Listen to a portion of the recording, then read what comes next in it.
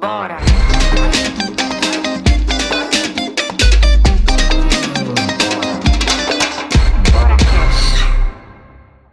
Olá, pessoal! Estamos no ar com a segunda temporada do BoraCast. Eu sou Naya Camargo e esse é o nosso videocast, um espaço livre, artístico, sem rótulos, sem censura ou filtro, mas com muito respeito.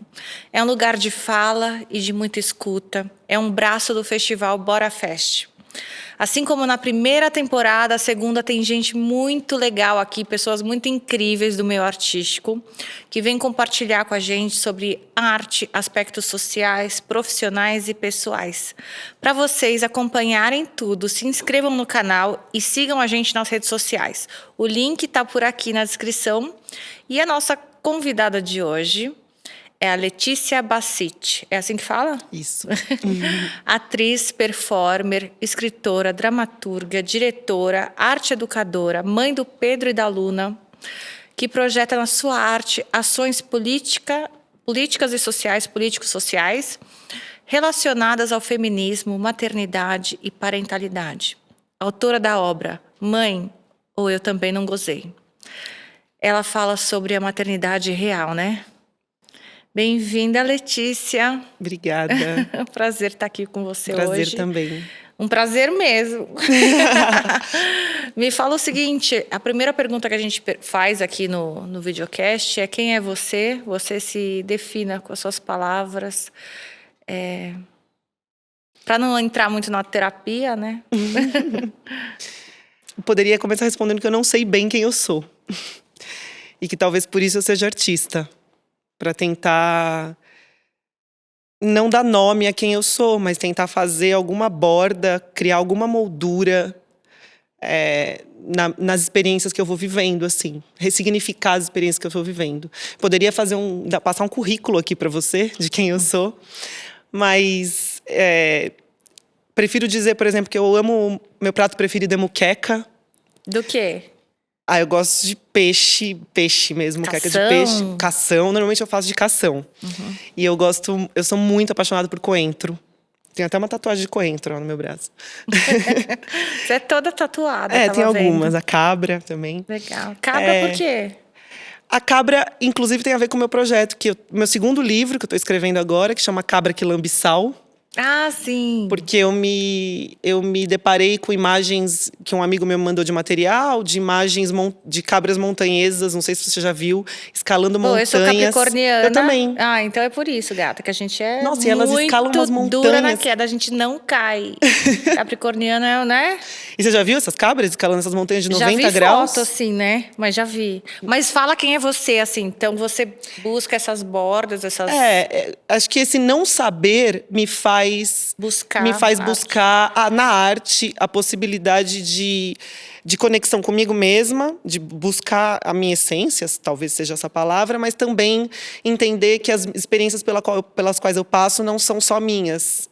Por exemplo, essa desse livro Mãe, Eu Também Não Gozei, do meu primeiro livro, que tem a ver não com uma experiência de maternidade solo minha, mas uma experiência de 5,5 milhões de crianças sem o nome do pai no registro nesse país. E como é que foi o despertar para a maternidade na sua vida? Como é que foi para você? Então, eu engravidei em 2017. Mas você só pensou na maternidade engravidando ou já era uma questão? Eu nunca quis ser mãe. Nunca. Mas porque você nem pensava? Porque eu não pensava, porque eu tinha uma vida minha, com a minha liberdade, sexual inclusive, que eu achava que era liberdade, né? Hoje eu revejo a Letícia de anos atrás, eu percebo que não era uma liberdade, era outra coisa. Mas eu nunca quis ser... Era um desequilíbrio sexual e não uma liberdade sexual, assim. Assim, era até o contrário, então. Eu acho que era uma busca, ao invés de silenciar, ao invés de eu de me conectar comigo, com as minhas coisas, eu buscava, talvez, no sexo, uma falsa liberdade, uma que não me fazia bem. Né? Enfim, isso eu fiz muitos anos de análise para chegar nisso aqui que eu tô falando agora, né? Mas aí eu engravido, nunca me interessei por temas de maternidade, minhas amigas engravidavam, não eram coisas que nossa, como é que é? Nunca fui em chá de fralda, nunca me interessei. E aí eu me vejo grávida em 2017 Com sem quantos saber, anos? Com 28 anos eu engravido, sem saber quem é o pai. Retorno de Saturno. Retorno de Saturno, exatamente. Sem saber quem é o pai do meu filho. Eu engravidei sem saber quem é. E essa experiência foi assim, cara, tipo, até hoje é um buraco. Foi aí que você parou para pensar sobre a maternidade. Isso. E busquei refletir, e até hoje busco, e busco descolar da minha experiência o que significa uma mulher engravidar sem saber quem é o pai do próprio filho nessa sociedade. O que você passou de privação, assim? Porque você falou que você foi mãe solo do primeiro filho, né? Você acha que você passou alguma privação? Você teve uma rede de apoio? Não tive rede de apoio. Tive muito preconceito da sociedade e também de mim mesma, comigo mesma. Quando eu vou em busca dos possíveis genitores, antes eu falava pais, os possíveis pais. Só que hoje eu tenho claro para mim que pai é uma função muito diferente da função genitor. Genitor é ali né? Pai é outra coisa, né? Então eu fui em busca das 4 possibilidades de genitores e eles unanimemente disseram para mim, de forma unânime, esse filho não é meu, eu não gozei. Sensacional. E aí eu respondi, eu também não gozei, mas eu tô grávida. E aí, a partir daí, eu criei meu filho sozinha, eu pari sozinha, eu fiquei sozinha com ele dentro da minha casa durante muito tempo. E sem rede de apoio, porque a maioria das mulheres não tem rede de apoio, é muito complexo. Tinha minha mãe que me ajudava pontualmente, me ajuda até hoje. Você morava com a sua mãe? Não, eu morava sozinha. Então ficou eu e o Pedro, eu e meu filho. Privação de sono, privação de qualquer... Isso nem se fala, né? Eventos sociais e tal, não ia mais. Os espaços públicos não comportam... Já não comporta uma família, né, com uma criança. Imagina uma mãe solo com uma criança, né? Tipo, eu não ia mais nos lugares, Mas ainda assim eu busquei. Eu estava em cartaz na época. Então eu busquei na arte. Aí que eu comecei a escrever meu livro. Você é atriz? Sou atriz, escritora, trabalho com performance também. Mas naquela época você estava em cartaz? Eu estava em cartaz com uma peça de teatro. E eu engravidei estando em cartaz, então minha barriga foi crescendo. Era uma peça que eu podia mexer na dramaturgia. Então eu trouxe a gravidez para a cena. Eu trouxe a discussão da experiência que eu estava vivendo para a cena. Eu falo que o meu trabalho é autoficcional. Então, eu trabalho com a minha experiência, mas eu expando ela e brinco com o que é autobiográfico e o que é ficção. E o que é verdade, o que é mentira. Metalinguagem, assim? Sim. O que você acha dessa romantização da maternidade? Do modelo de mãe, né? Tá tudo errado, né? Assim, o filho nasce, você tem... Na verdade, quando o filho está na barriga, você já tem que amar incondicionalmente esse filho. Porque se você não ama, você não está sendo uma boa mãe. Aí o filho nasce e você não pode se relacionar... Você está falando isso, tipo, julgando? Ironicamente. Ironicamente. Você não pode... o filho nasce, você não pode reclamar do seu puerpério. Como assim? Você está triste por quê? Por que você está triste? Você não pode estar triste. Olha que criança linda que está na sua frente. Você não pode reclamar. Você tem que amar incondicionalmente aquela criança e estar bem para receber as visitas, para conversar com as pessoas. Então, assim, isso já começa por aí, né? A romantização... Meu trabalho é justamente desromantizar. Meu trabalho é trazer a sombra. O meu livro não é gostosinho de ler, assim, né? E tudo bem, não é para ser. Porque gostosinho a gente vê na novela, né? Assim, a gente vê a mãe saindo da maternidade linda, maravilhosa, e chegando naquele quarto arrumado, com todo o enxoval montado e aquela alegria. E o marido do lado, dando muito amor para aquela mulher e para aquela família. E não é assim que acontece, né? Você acha que as pessoas olhariam para você e falassem assim, putz, essa mulher não nasceu para ser mãe? Eu já ouvi isso. Pelo contexto, assim, social, né? Eu já ouvi isso, mas o que é ser mãe, né?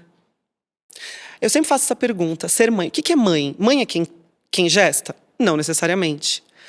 Mãe é quem pare? Não necessariamente. Mãe é quem cuida? Não necessariamente. Uma tia pode criar também, uma cuidadora num centro, numa casa de adoção pode criar também, né? Então, o que é ser mãe? Eu faço essa pergunta porque as pessoas têm uma clareza no que é ser pai, né, normalmente. Mas o que é ser mãe? E assim, acho muito importante… mais a expectativa dos outros, né? De olhar pra você. Assim, tô dizendo mais o julgamento dos outros. Sim, como você falou que você nunca pensou em ser mãe. E você sempre foi muito livre, pensou nas suas coisas. E aí, esse pensamento social, assim, né? De todo mundo. Esse consenso. Poxa, porque, né? Você tá entendendo? Total. Muito E é triste, isso, né? é triste. Essa visão. E sim, a sociedade tem essa visão. E as mulheres também perdem muita identidade. Acabam vivendo muito pro filho, né? Você acha que você fez isso? Você sufocou partes da sua vida sendo mãe? Sim. Tendo que ter muito desse tempo pro seu filho, pra sua família? Eu faço um esforço constante de não sufocar. E de lembrar de que antes de ser mãe eu sou uma mulher. Mas não tem como. Porque na sociedade que a gente vive, não há espaço público, espaço mesmo, estrutural, não há espaço para uma criança. Se não há espaço para uma criança entrar, não há espaço para essa mãe entrar também. Políticas públicas. Por que a licença maternidade é determinado tempo e a licença paternidade é determinado tempo? Isso não é à toa. Isso é para a mãe ficar em casa, cuidando da comida, da família, daquele lar, enquanto o homem, ainda dito como provedor, como se a gente vivesse em sei lá que século. Não, a mulher, a mãe, ela é provedora também, ela também trabalha fora. Por que as políticas, as leis não mudam em relação a isso também? Então, sim, eu parei com muita coisa. Eu fui parando. Mas um esforço contínuo e consciente de entender que não, eu não posso parar. Então, eu escrevi querendo ou não, foi muito louco, porque foi só meu filho nascer que eu comecei a entender minha arte. Porque esse livro está agora na 2ª edição, pela editora Claraboia, vou reeditar ele, estou reeditando já, vou lançar agora. Tem um documentário em fase de finalização, chamado Eu Também Não Gozei.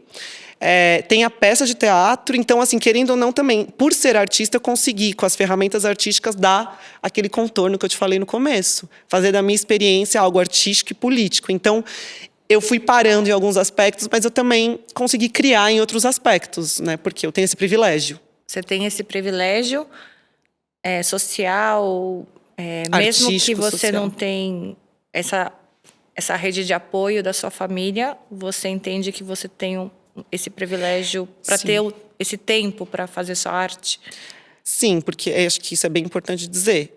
Eu sou uma mulher branca, sou uma mulher de classe média, moradora de São Paulo. Eu nem imagino que as mulheres negras periféricas vivem, né? Aqui, se a gente pensar na periferia, aqui, nossa periferia. Então, a minha busca agora é descolar essa experiência de mim, através do livro, da performance, do filme e de todas as rodas de conversa que eu faço com gestante, puérperas, oficinas de escrita que eu desenvolvo para mulheres que estão no puerpério, mulheres que acabaram de parir, né? Ou tem mulheres que estão em puerpério, o filho já está com 2 anos e continua em puerpério, né? Então, o puerpério, o tempo é relativo, né? Eu tô com uma bebê de 8 meses agora. Puerpério é o pós-parto. Ou é uma questão física? É tudo, assim, né? Ele tem o baby blues, que eles falam que são os 14 dias pós-parto, que a mulher passa por uma ebulição de hormônios, e aí muitas podem desenvolver a depressão pós-parto ou não, né? Então, isso depende. Mas, mesmo assim, eu tenho amigas que estão com um filho de 1 ano e meio e dizem que estão em puerpério ainda, que não conseguiu ainda fazer o descolamento ali, que sabe? loucura, que coisa, né? Intenso. Então é isso, a minha tentativa agora vivi isso, beleza, mas o que eu faço com isso? Socialmente falando, politicamente falando, essa história não é só minha. Já que eu tenho esse privilégio, como eu posso ajudar? É isso? É nesse lugar que você se coloca? Como eu posso eu não sei se é um pouco… retribuir para a sociedade esse privilégio que eu tenho. Isso. Eu acho que o livro, desde que eu lancei o livro, eu recebo muitos depoimentos de mulheres que passaram pela mesma situação, só que não têm coragem de falar. Então, eu também engravidei e não sabia que era o pai do meu filho. Já recebi inúmeros relatos, mas eu escolhi um pai. Eu decidi criar sozinha. Quando eu entro em contato com advogadas e com o judiciário, eu percebo que o sistema judiciário é construído sob a perspectiva de um pai ausente. Ele é todo construído assim. Então, a mãe solo, ou mais ainda, a mãe que não sabe quem é o pai do próprio filho, não tem condições nenhuma dentro de um judiciário de encontrar ali saídas para reconhecimento de paternidade. Então, as mulheres desistem. As mulheres simplesmente... De achar... De ir em busca desse pai. Porque o processo é difícil. Dificulta tudo, né? O processo é tão difícil... Parece que complica mais ainda para não achar mesmo. Exatamente. Para proteger esses pais que abandonaram, é isso? Que abandonaram. O abandono paterno tem vários níveis, né?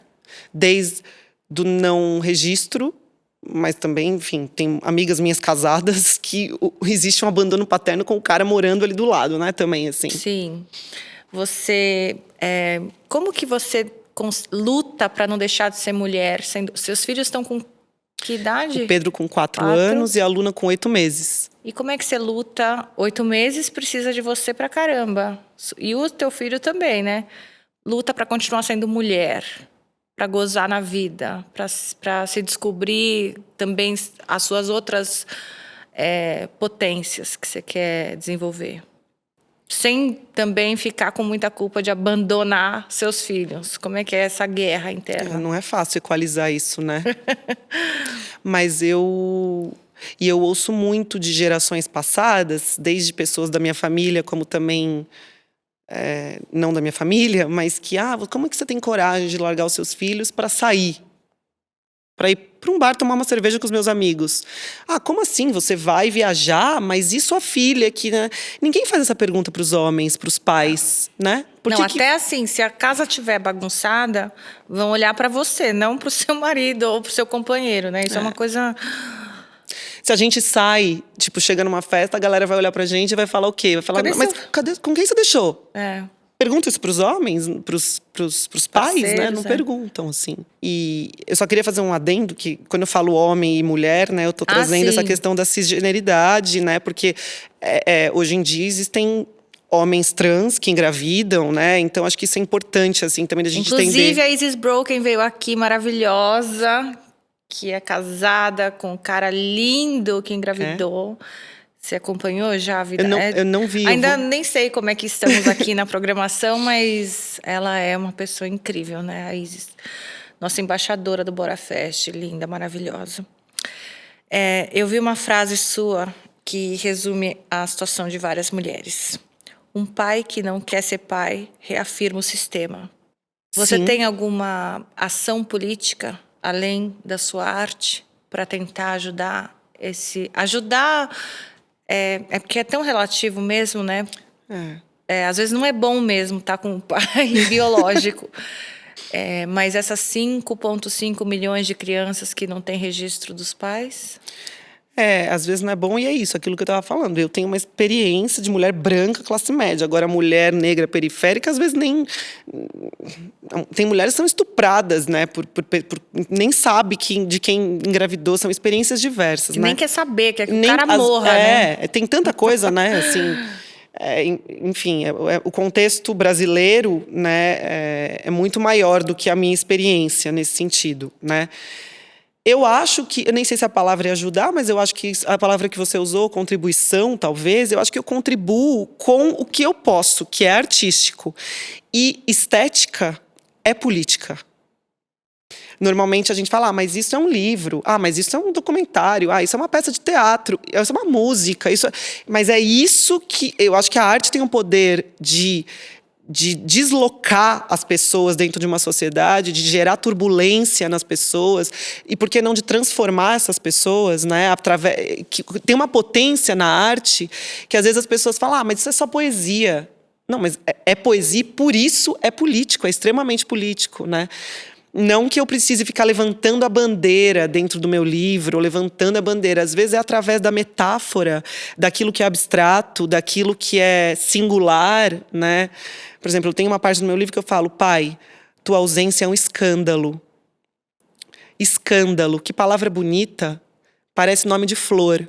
Flor de funeral. Isso tem uma potência poética. Vou chorar. Tem uma potência poética que, às vezes, acessa muito mais as pessoas, inclusive que não têm acesso, né, sei lá, à academia, ao intelectualismo e tal, que pega em outro lugar. Quando eu conto a história de que esse filho, o cara responde para mim, esse filho não é meu porque eu não gozei, e aí eu digo que eu respondo, eu também não gozei, mas eu tô grávida, é direto o acesso. O título do livro ganha uma dimensão outra. Nossa, ela falou isso pro cara, o cara respondeu isso, mas ela tá grávida, ela tem útero. A gente não consegue transar sem pensar que a gente pode engravidar. Sim. Muda o sexo. O ato sexual é outro pra gente que tem útero. Uhum. E qual que é a relação do gozo, do prazer com a reprodução? O cara não gozou, e por isso ele tá dizendo que o filho não é. Eu também não gozei, mas eu não posso dizer que não é meu porque eu tô grávida. Mas peraí, se começa a fazer uma relação do prazer e mas ele da gozou, reprodução, né? Porque precisava do esperma. Pois é. Ele foi agora só ele pode dizer que não falando gozou. isso, né? Ele pode, porque ele não tá dentro dele, né? Sim. Como é que os caras olham, assistem suas performances, leem seus livros? Tem feedback, assim, dos homens? Tem. Como Meu público é maior de mulheres, infelizmente, porque eu queria que os homens lessem o livro. Não infelizmente, né? Porque é maravilhoso que as mulheres leiam, mas eu gostaria de acessar mais também esses corpos aí, né? Enfim. Mas eu já recebi muitos relatos de filhos, dizendo, pós-peça, inclusive, vindo me parabenizar, assim, falando, olha, eu sou filho de mãe solo. E eu já ouvi muito isso. E eu julguei muito a minha mãe. Por ela sempre reclamar, por ela sempre ser uma pessoa cansada, por ela não ter me criado como tal, ou por ela não me dizer quem é meu pai, porque eu já recebi isso também, eu não sei quem é meu pai, minha mãe nunca quis me falar quem é. Mas assistindo a tua peça, eu consigo compreender melhor a minha mãe agora, e a dor dela e tal. Então, eu recebi já relatos nesse sentido, do filho, né? O ponto de vista do filho. Ai, amiga, que ponto forte que você está falando aqui. Essa questão de não gozei, você também foi escrotinha assim quando você respondeu pro cara? Ou você, no sentido de que ele foi um idiota de te responder eu não gozei, né? Tipo, Fácil, o que né? você vai debater com uma pessoa que te fala isso, né? Mas essa questão de não gozei e tal, essa questão sexual das mulheres, você não gozou mesmo? Ou você só quis ser tão agressiva quanto ele foi, assim? Dá uma respostinha Eu não pra gozei ele. mesmo. Tá. Porque eu faço parte de uma grande porcentagem Isso de que eu ia mulheres que falar das transam e não mulheres. gozam. Exato. Essa questão sexual Porque, né? das mulheres é muito real. Muitas mulheres não gozam. Não, eu gozo muitas vezes, mas assim, existe Não, a também... gente goza sozinha, é muito mais fácil, às né? vezes você melhora até. Mas é isso, como é que você tem esse diálogo com as mulheres também? Você está trabalhando para que as mulheres falem mais sobre isso? Sim. Com seus parceiros? Sim. Se libertem, né, sexualmente, se conheçam o próprio corpo, se masturbem. Porque a gente fica nesse lugar, não, homem não tem paciência, então foda-se, né? Vamos resolver. A gente se resolve e tem alguém para fazer conchinha, né? E aí, como é que a gente resolve isso com as mulheres? Qual seria uma tem dica? Muito tabu, e tem muito tabu, assim, né, em torno do... às vezes a gente tá tudo numa bolha aqui, que a gente...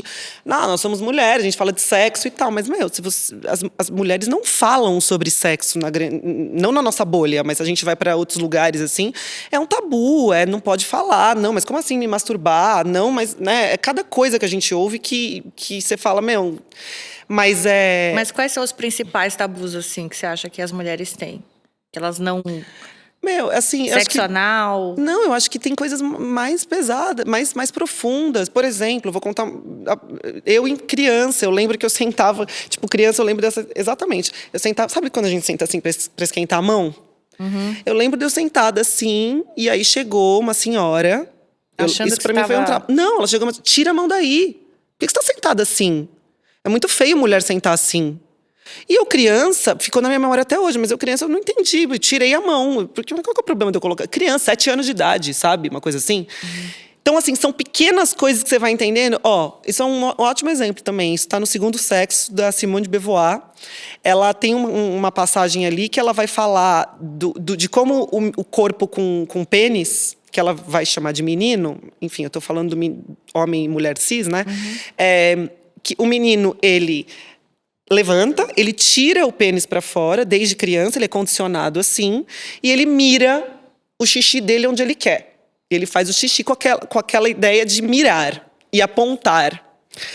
A menina, né, ela é condicionada como? Formada como? Ela senta na privada, ela esconde as partes íntimas e ela faz xixi escondida. Não, aquilo não aparece, ela não vê o próprio xixi. Ela não mira, ela não vê o próprio jato. Isso muda tudo. Transforma completamente. Por isso que ninguém nasce mulher, torna-se mulher. A frase da grande Simone, nossa amiga. A gente vai. Por que a gente não faz xixi de pé? Porque não dá. Dá. Já fiz. Você já tentou, já? Já. Eu tem um negocinho que você compra e coloca, né? Tem, você né? já fez? Já não, eu fiz isso? de pé mesmo, assim. Tipo, dá pra mexer nos grandes lábios, dá pra mexer na vulva, de forma que você consegue mirar o seu xixi. Mas, assim, não é porque… É uma questão… Cara, eu quero… Vamos fazer… Eu quero. Na peça que eu tava em cartaz, que eu te falei, o que eu tava grávida, o Feminino Objeto, tinha um momento que todas as atrizes, as performers, elas faziam xixi em cena. Real, assim. Pra provar, real, e todo o público assistia. Pra provar para aquele público que falava, não, mulher não consegue, não, porque não dá. Todas ficavam com taças de vinho, assim, no chão, a gente ia e fazia o xixi. A taça.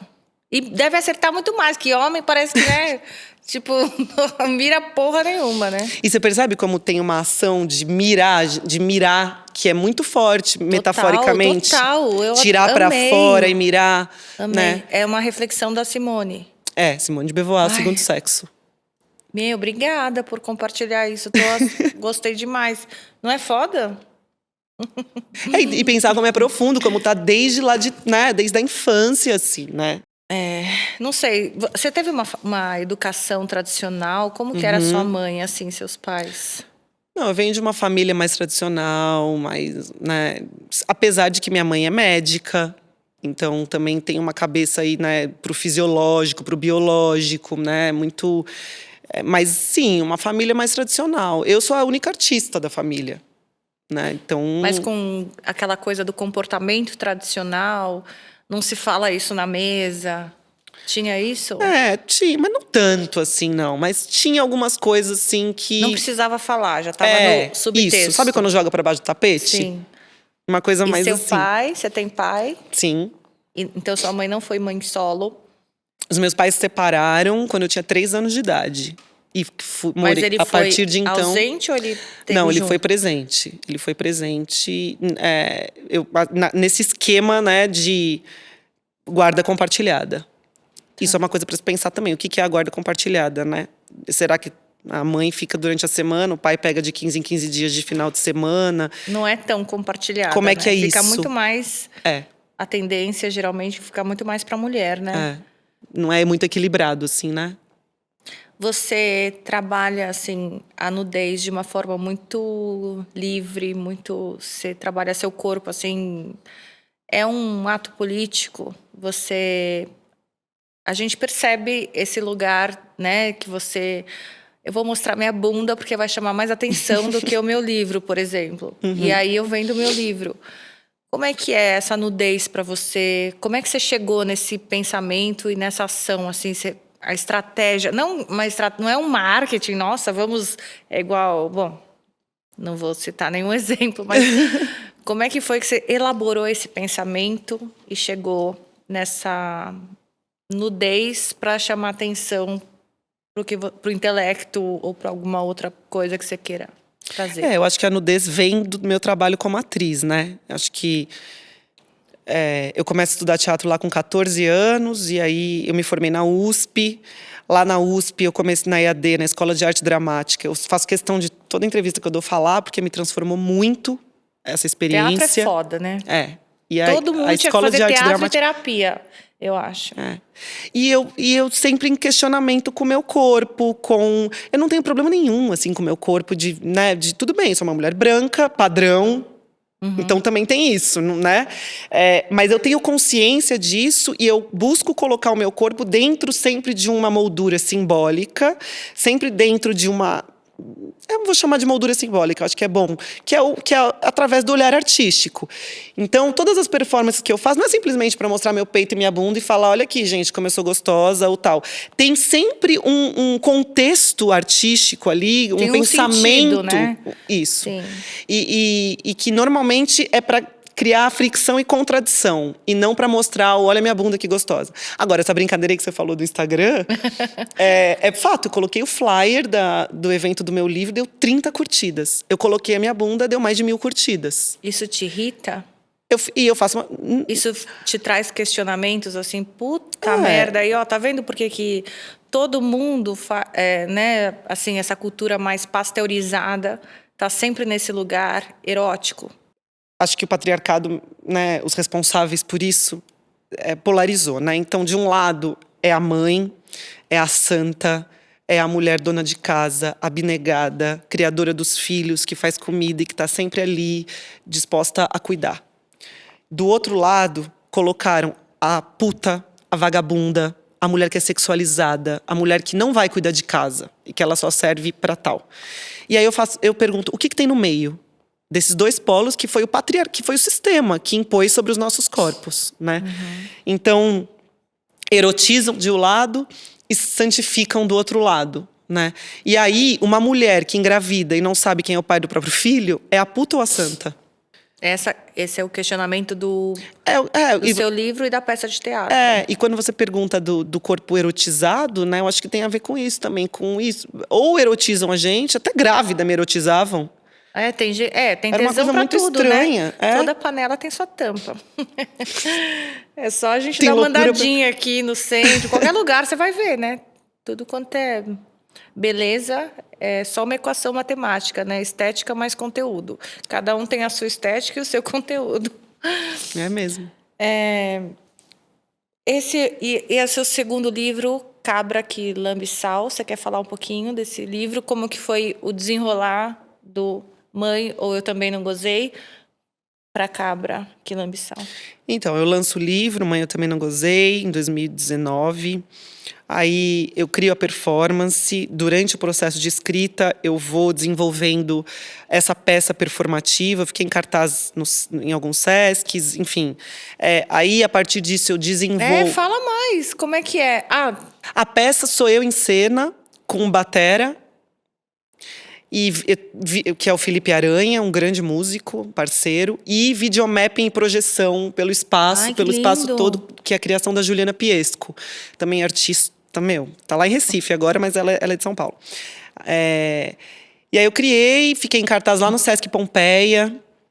Foi uma experiência muito linda, assim, de entender a escrita do meu livro no meu corpo, com bateria, com cenário, videomapping, luz. E um outro acesso, né? Eu acho muito massa porque o livro é uma linguagem, tem um acesso. A performance é outra linguagem, tem outro acesso. E junto com tudo isso, um coletivo de cinema. E aí eu faço questão de dizer o nome também. Direção da Ana Carolina Marinho. Roteiro de Ana Zepa, luz. E eu também assino o roteiro.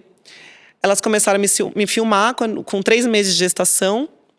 Acompanharam todos os DNAs, acompanharam advogadas, acompanharam o parto, acompanharam eu sozinha em casa, acompanharam… DNAs, você foi atrás Eu fiz 2 DNAs.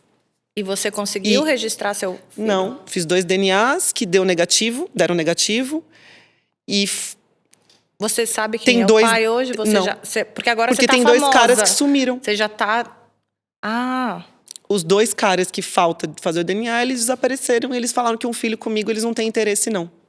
E aí, eu acho que minha revolta foi tanta que eu criei tudo isso. Vou exorcizar isso em algum lugar, né? E esse filme tá para sair. Esse documentário tá para sair. A previsão de estreia é março do ano que vem. Primeiro semestre do ano que vem. Aí é um documentário… Aí vai ser bem louco, com montagem e edição da Cristina Amaral, que é uma puta montadora do cinema brasileiro, super importante. E, enfim, tá em processo de finalização. Ganhou vários prêmios, vários editais. Então a gente está estamos criando uma campanha de impacto sobre abandono paterno, para fazer um esquenta para o filme vir junto com essa campanha de impacto específica de abandono paterno, de maternidade solo, de sexualidade também e tal. E aí foi indo, e eu percebi que essas linguagens e essas experiências simbólicas, né, tudo isso que eu fui criando, conforme eu ia criando, eu fui percebendo, fui pesquisando. Então, comecei a estudar psicanálise para entender o que é função paterna, o que é função materna. Peraí. Tá, o que é família? O que é parentalidade que essa galera tá falando aí, né? Uma grande referência para mim é a Vera Iaconelli, psicanalista, enfim, é uma grande referência. Fiz alguns cursos com ela também, leio tudo que ela publica. Aí eu fui entendendo isso. Aí eu fui para o judiciário. Olha, as leis, olha como funciona uma mãe tentando reconhecimento de paternidade no poupa-tempo, por exemplo. Olha que difícil que é isso. Olha como é que a gente facilitaria isso. Como é que a gente faz para desnaturalizar o abandono paterno e facilitar o acesso ao reconhecimento de paternidade, né, para essas mulheres que não têm informação nenhuma, de nada. Então eu fui distanciando de mim. E a coisa foi tomando uma proporção, uma dimensão política, que não diz respeito a mim. Que é maior que você. Que é maior que eu, né? E o singular, o pessoal é político, né? Às vezes a gente acha que essa história é sua, é só sua. Interessa a quem essa história? Depende de como a gente dá forma a ela. Porque é aí que entra o artístico, né? Depende de como o que eu faço com essa experiência. Eu podia estar debaixo do meu cobertor chorando, tomando antidepressivo, ou... Vou até exagerar aqui, talvez fique pesado, mas podia ter me matado, porque o buraco que se abriu debaixo dos meus pés. Quando eu descobri que eu estava grávida e não sabia quem era o pai do meu filho, eu falo aqui assim agora para vocês e tal, desse jeito, mas, cara, foi um horror o que eu vivi. E no documentário tá tudo lá. Mas você teve depressão mesmo? Não, eu não tive depressão porque eu escrevi. Porque eu produzi uma peça. Puxa, porque você teve instrumento para trabalhar isso que você passou, né? Porque tem muita gente que não tem instrumento e aí por isso, né? Não é verdade? Exatamente. E aí o Cabra que Lambissal, tudo isso para falar onde eu tô agora, que eu tô há 2 anos escrevendo esse livro, que não tem um processo um pouco mais lento. Eu tô respeitando esse tempo também. Tem gente que fala que, né, travei. Eu não acho que a escrita, não é que eu tô travada. Eu acho que cada escrita, cada livro tem um tempo. E respeitar esse tempo. Ele foi escrito durante a pandemia. Que tempo é esse da pandemia que a gente viveu, né? Mas eu acho que aí é sobre uma mulher ou uma sujeita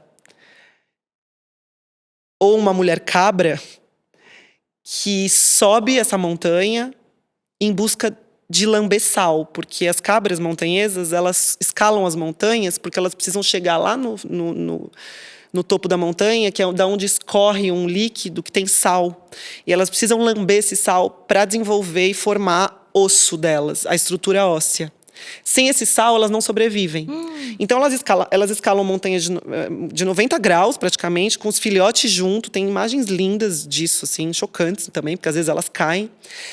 Elas têm solas antiderrapantes, elas têm os olhos retangulares, as pupilas não são como as nossas redondas, são retangulares, porque elas foram obrigadas a horizontalizar o olhar, porque elas têm muitos predadores. São bichos que têm muitos predadores que vêm por trás.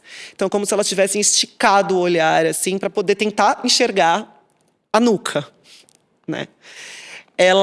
Quando elas sentem medo ou ficam assustadas, elas caem duras no chão com as patas esticadas, assim, e se fingem de mortas. Elas comem tudo que elas veem pela frente. E elas escalam essa montanha para lamber sal sem medo de cair, porque elas não têm consciência da morte como a gente tem. E aí a pergunta que me move nesse livro é: qual é o seu sal? Qual o meu sal? O que faz a gente continuar vivendo? O que faz a gente continuar escalando essa porra dessa montanha que é foda pra caralho, que é essa vida? Né? Porque a dor, as experiências traumáticas, os medos, as coisas que a gente passa na vida, é singular. Eu não posso julgar a dor maior do outro, da outra. Não, porque você... A maior dor do mundo é a nossa, né? Que é só a gente está sentindo. Só a gente sabe. E aí a gente continua. Qual que é o seu sal? Você continua por quê, né? Pra que você continua? É a pergunta que me move, é a pergunta que move... Isso é muito capricorniano, gente. Muito, tem que né? ter um fundamento, um propósito. Sim. É muito isso. E aí eu acho que nesse livro, eu não tenho certeza ainda, mas aí essa mulher goza. Porque quando ela lambe o sal, quando ela chega lá e ela lambe o sal, ela goza. Que legal. E ela pode estar sozinha, com aquele sal. E ela, entendeu? Sim. Ah, mas é total isso, não é? Você já deu palestra motivacional? Porque é uma história, hein? Para dar motivação para muita gente. Eu desenvolvo rodas de conversa em espaços, assim, às vezes de mães, de gestante, ou no Sesc mesmo já fiz. Que eu levo o meu livro e a partir do meu livro eu abro para todo mundo conversar. Eu sinto que as mães, as puérperas principalmente, elas querem muito falar e elas não conseguem. Tipo, elas querem compartilhar, elas querem falar. E não rola um local para isso, não rola. Então, cada vez mais eu quero fazer essas rodas de conversa, as oficinas de escrita. Meu público de oficina de escrita... Foram 18 turmas de oficina de escrita durante a pandemia. Porque eu precisei me ressignificar. Eu dava aula de teatro e tal. Eu falei, o que eu vou fazer agora na pandemia? Preciso pagar aluguel, preciso pagar minhas contas. Aí eu desenvolvi oficinas de escrita online. E foram 18 turmas. E a maioria, praticamente 95%, eu diria, de mulheres. E aí eu faço um trabalho com todo mundo de autoficção, né? A escrita de si. E ali sai muita coisa. E não é terapêutico, mas é também. Mas eu não sou psicanalista, não sou psicóloga. Então, o que eu posso oferecer é o artístico. Então, vamos escrever sobre isso? Vamos fazer a moldura nisso que você está me contando? Né? Como é que isso se torna político? Como é que a tua singularidade, enquanto forma, seja pela escrita, seja pela performance, se torna do mundo e não só teu, né? Eu tenho palestras performances também, que eu já fiz em Sesc também. Enfim, eu estou tentando descolar cada vez mais de mim. E acessar essas mulheres, esses outros seres, né? Não só mulheres. Porque, conforme eu fui descolando a experiência de mim, eu fui entendendo que família não é papai, mamãe, filhinho. Família... Tem tantas construções de família hoje em dia, né? E que não cabe mais a palavra... Quase não cabe mais a palavra pai e mãe. Apesar de que tem uma luta das mães que precisa ser olhada e ela é urgente, né? Mas eu comecei a repensar nas estruturas, assim, né? Por exemplo, a psicanálise usa função materna e função paterna. Mas peraí, e numa família que só tem um pai? Um homem trans. Um homem trans é um corpo com útero, certo? E que é pai. Sim. Né? É que a literatura ainda tá se fazendo nesse tempo, né? Também, fluido. Sim. E aí a gente vai ter daqui a pouco, assim, talvez, tomar mais alicerce. Letícia, fala pra gente sobre o seu projeto. Seu projeto? Mátria. Mátria foi idealizado por mim e também pelo João Castanho Neto, que é um parceiro. A gente, na verdade, ele virou para mim e falou assim: Letícia, tem muita coisa, está fazendo muita coisa, mas está tudo muito pessoalizado. Que tal a gente começar a pensar em algo que não é a Letícia? Que já era um desejo meu, mas ele trouxe o aspecto da marca, ele trouxe, né, a camada do social, né? Não que eu já não fizesse através do artístico, mas ele trouxe essa camada mais publicitária. Ele é publicitário, né, de formação, também ator, se formou comigo lá na USP. Então, daí a gente começa a descolar e a gente começa a entender que Mátria é uma marca social e que a ideia principal é a gente criar uma plataforma colaborativa em que tenha parceiros, tenha pessoas, para pensar a parentalidade através do olhar artístico, né? Então, tudo isso que eu falei aqui, que eu fui fazendo judiciário, psicanálise, as criações artísticas, as rodas de conversa, não sei o que, né? É como se essa plataforma aglutinasse todos esses conteúdos, né, ali dentro. Por exemplo, o meu sonho é que, por exemplo, a gente tenha essa plataforma online, que é um site, uma plataforma, e, por exemplo, tem uma aba lá para a gente recolher assinaturas para a mudança da PL, que está em andamento, entendeu? Sobre paternidade ausente e maternidade solo. Então, a gente ampliar essas questões e aglutinar nessa plataforma, né? Ajudar também as mães, os pais. Exatamente. Ajudar a facilitar o acesso também, né? Vamos falar sobre parentalidade? Tem tudo isso aqui tá aqui. Tudo que você precisar, né, de informação, de artístico também, de filmes sobre essa temática, tá tudo ali. Mas o artístico vai ser, assim, os temas de parentalidade ou também, assim como você usou para exorcizar muita da sua indignação, muita tristeza, mágoa, não sei o que você sentiu, mas também para esse lado, assim. As pessoas também vão ter oficinas para aproveitar esse lugar para exorcizar também. Sim, eu desejo isso. Desejo que tenha todos esses prismas, né? Assim, sempre através do olhar artístico. Outra megalomaníaca, coisa de capricorniana, né? Gente.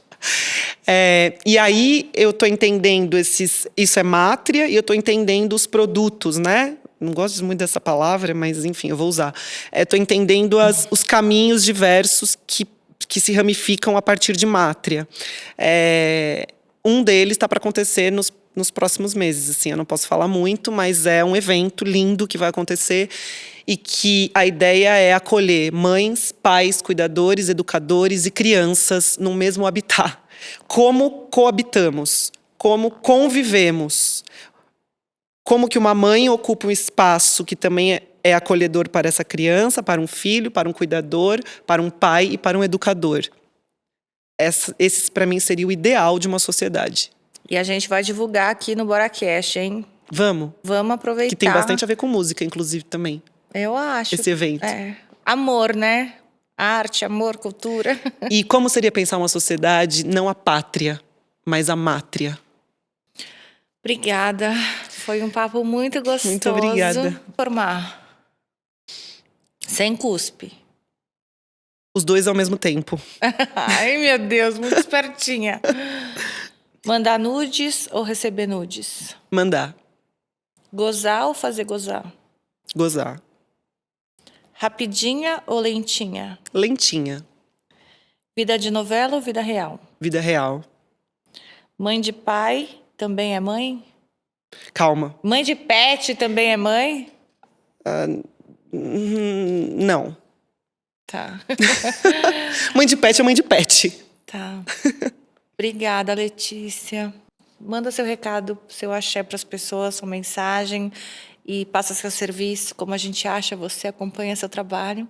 Bom, eu estou nas redes sociais, no Instagram, Letícia Bassiti, @LeticiaBassiti. Se eu puder fechar de alguma maneira, eu posso deixar uma sugestão: escrevam. Principalmente as minorias, né? Nós mulheres, nós pessoas... As maiorias minoradas. As minorias maioritárias, né? Tipo, as pessoas negras, as pessoas em condições de vulnerabilidade, as pessoas trans, escrevam. A gente vai morrer, a gente tem um tempo aqui, né, nesse planeta Terra, mas os nossos escritos, os registros, eles vão ficar. E eles ficam para gerações e gerações e gerações que vão ter acesso a esses registros e, de alguma maneira, vão ressignificar o tempo presente deles, né? Dessas gerações que estão por vir. E escrevam. Obrigada, Letícia. Muito obrigada pelo convite. Prazer. Muito obrigada por estar aqui também. Galera, até o próximo BoraCast. Bora!